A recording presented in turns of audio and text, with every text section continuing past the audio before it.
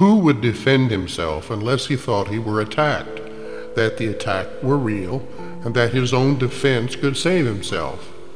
And herein lies the folly of defense. It gives illusions full reality, and then attempts to handle them as real. It adds illusions to illusions, thus making corrections doubly difficult.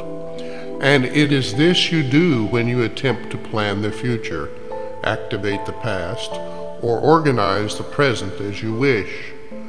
You operate from the belief you must protect yourself from what is happening, because it must contain what threatens you.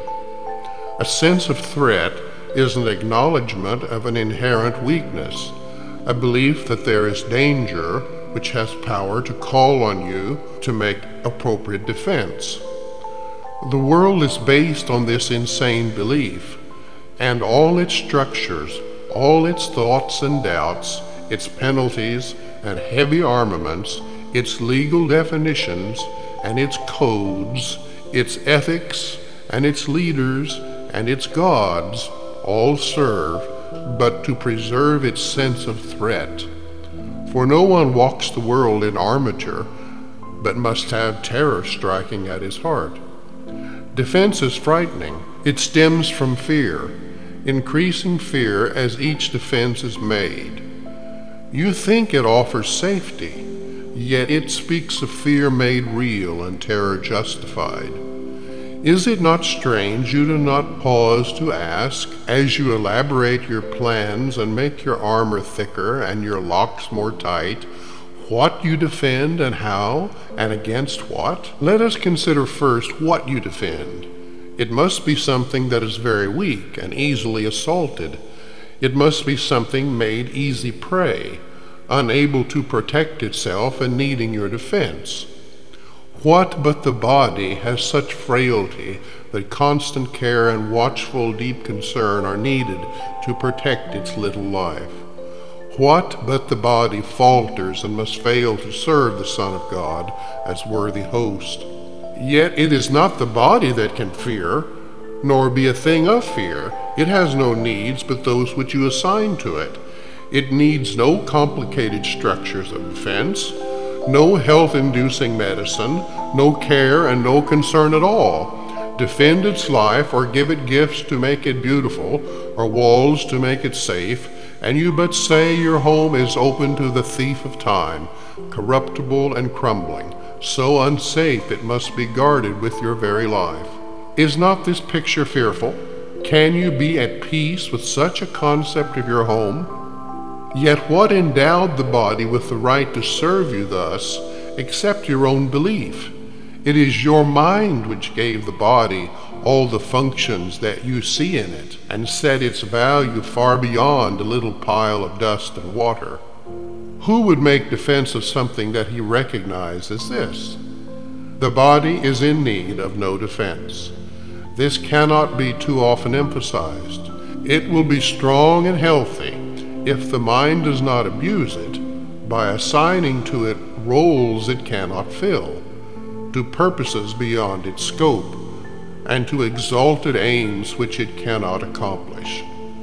Such attempts, ridiculous yet deeply cherished, are the sources for the many mad attacks you make upon it, for it seems to fail your hopes, your needs, your values, and your dreams.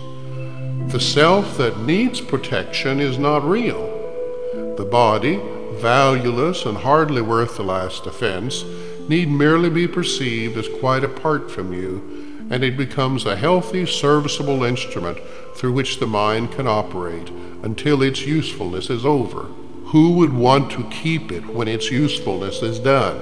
Defend the body, and you have attacked your mind, for you have seen in it the faults, the weaknesses, the limits, and the lacks from which you think the body must be saved.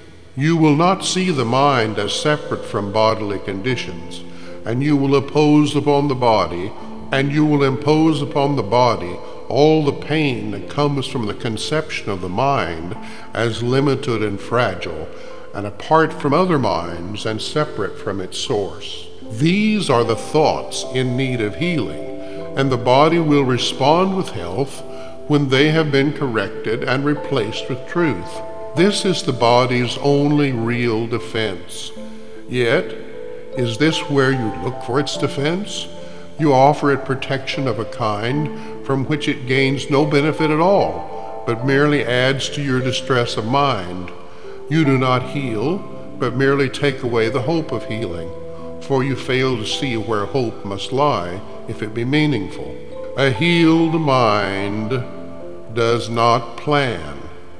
It carries out the plans that it receives through listening to wisdom that is not its own. It waits until it has been taught what should be done, and then proceeds to do it. It does not depend upon itself for anything except its adequacy to fulfill the plans assigned to it. It is secure in certainty that obstacles cannot impede its progress to accomplishment of any goal that serves the greater plan established for the good of everyone. A healed mind is relieved of the belief that it must plan, although it cannot know the outcome which is best, the means by which it is achieved, nor how to recognize the problem that the plan is made to solve. It must misuse the body in its plans until it recognizes this is so. But when it has accepted this as true, then is it healed and lets the body go. Enslavement of the body to the plans the unhealed mind sets up to save itself must make the body sick. It is not free to be the means of helping in a plan which far exceeds its own protection and which needs its service for a little while. In this capacity is health assured, for everything the mind employs for this will function flawlessly and with the strength that has been given it and cannot fail. It is perhaps not easy to perceive that self-initiated plans are but defenses, with the purpose all of them were made to realize.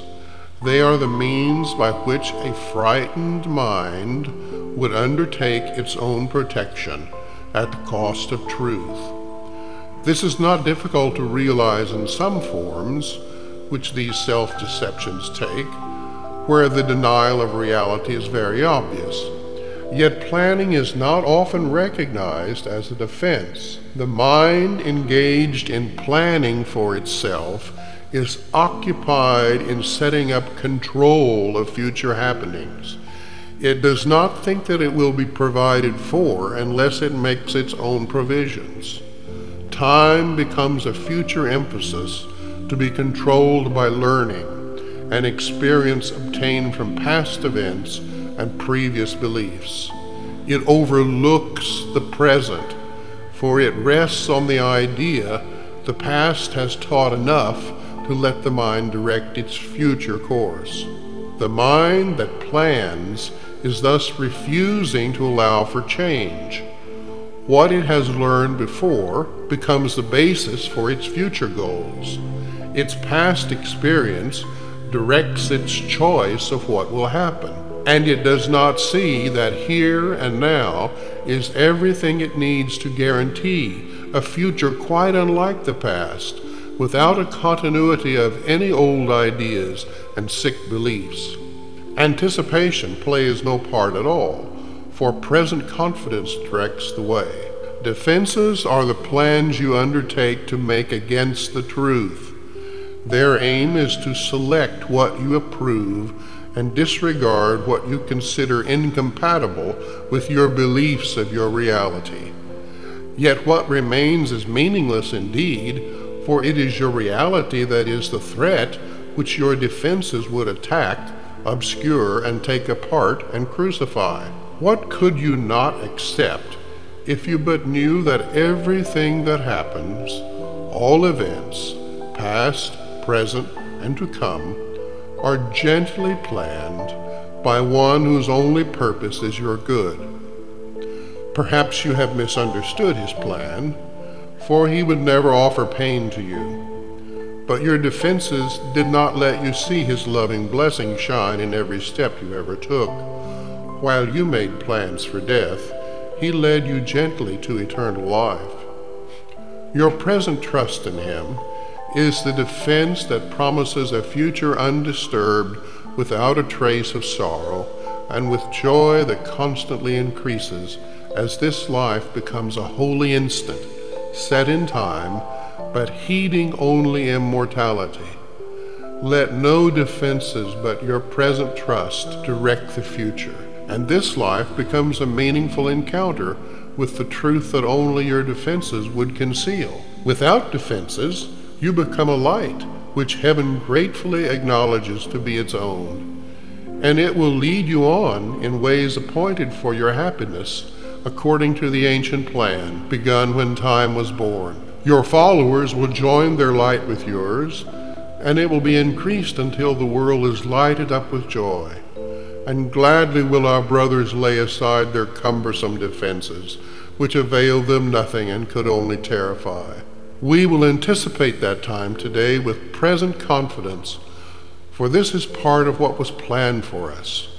We will be sure that everything we need is given us for our accomplishment of this today. We make no plans for how it will be done, but realize that our defenselessness is all that is required for the truth to dawn upon our minds with certainty.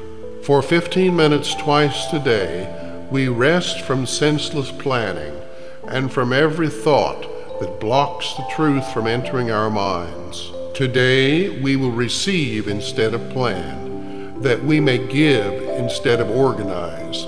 And we are given truly, as we say, if I defend myself, I am attacked. But in defenselessness, I will be strong, and I will learn what my defenses hide. Nothing but that. If there are plans to make, you will be told of them. They may not be the plans you thought were needed, nor indeed the answers to the problems which you thought confronted you. But they are answers to another kind of question, which remains unanswered, yet in need of answering, until the answer comes to you at last. All your defenses have been aimed at not receiving what you will receive today. And in the light and joy of simple trust, you will but wonder why you ever thought that you must be defended from release. Heaven asks nothing. It is hell that makes extravagant demands for sacrifice. You give up nothing in these times today when, undefended, you present yourself to your Creator as you really are. He has remembered you. Today we will remember Him. For this is Easter time in your salvation, and you rise again from what was seeming death and hopelessness. Now is the light of hope reborn in you, for now you come without defense to learn the part for you within the plan of God. What little plans or magical beliefs can still have value when you have received your function from the voice of God Himself. Try not to shape this day as you believe would benefit you most, for you cannot conceive of all the happiness that comes to you without your planning. Learn today, and all the world will take this giant stride and celebrate your Easter time with you. Throughout the day, as foolish little things appear to raise defensiveness in you and tempt you to engage in weaving plans, remind yourself, this is a special day for learning, and acknowledge it with this. This is my Easter time, and I would keep it holy. I will not defend myself, because the Son of God needs no defense against the truth of His reality.